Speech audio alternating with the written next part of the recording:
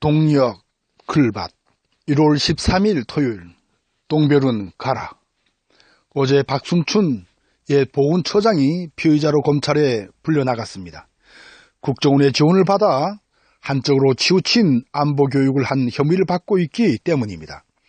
박순춘님은 명박에서 근해에 걸쳐 6년 넘게 가장 오랫동안 보훈처장의 자리를 지켰던 님입니다. 5.18 빛고울 민주화운동 기념식에서 님을 위한 행진곡을 못 부르도록 끝까지 막았던 님입니다.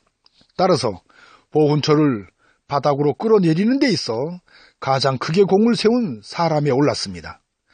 따라서 춘천을 몹시 부끄럽게 여기는데 김진태 의원이 있듯이 강릉을 몹시 부끄럽게 여기는 데에는 박순춘 처장이 있다고 해도 될 정도이니까요.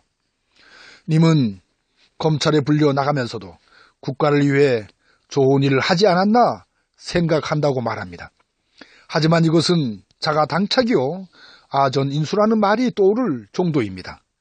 그러니까 말과 행동이 서로 맞지 않는 앞뒤가 전혀 다른 모순을 보입니다. 마치 자기 눈에 물을 끌어대듯이 무슨 일이든 자신의 이익을 챙기는 일에만 몰두합니다. 이런 님은 지난해 현충일은 6월 6일에 읽은 글밭에서도 말씀을 드렸듯이 지금의 제1고등학교인 강릉 사업고등학교를 졸업합니다.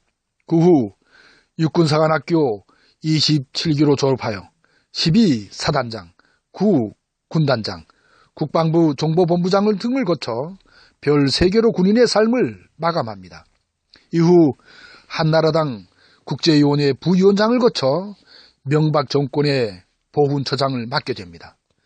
예비역 장성들이 중심인 국가발전 미래교육협의회 초대 회장도 맡습니다. 그리고 국정원이 제작한 안보교육용 DVD 1000개를 배포하는 등 정치에 적극 개입합니다. 앞서서는 국회에 출석하여 여기에 대한 질문을 받았지만 국정원 지원을 감추었습니다. 민간단체로부터 협찬을 받았고 그 협찬을 받은 민간단체는 밝히기 어렵다고 말했으니까요. 국정원을 민간단체라며 거짓말을 늘어 놓은 것입니다. 그런데 어제 그 민간단체가 다름 아닌 국정원인 것을 털어놓았습니다. 이것은 여러 차례 국회에 출석하여 거짓말을 밥 먹듯이 해온 것으로 명백한 위증입니다. 따라서 먼저 위증죄로 다스려야 합니다. 그리고 처장의 권한을 남용하여 보훈처를 바르게 이끌지 못한 죄를 엄하게 물어야 합니다. 님의 이러한 행태는 그야말로 늘 정권의 입맛에 맞는 일들만을 골라 해온 결과입니다.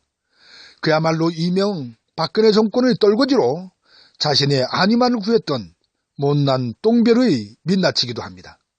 그야말로 정치권의 기웃거리는 똥별 중에서도 으뜸가는 똥별임을 스스로 드러내 보인 꼴입니다.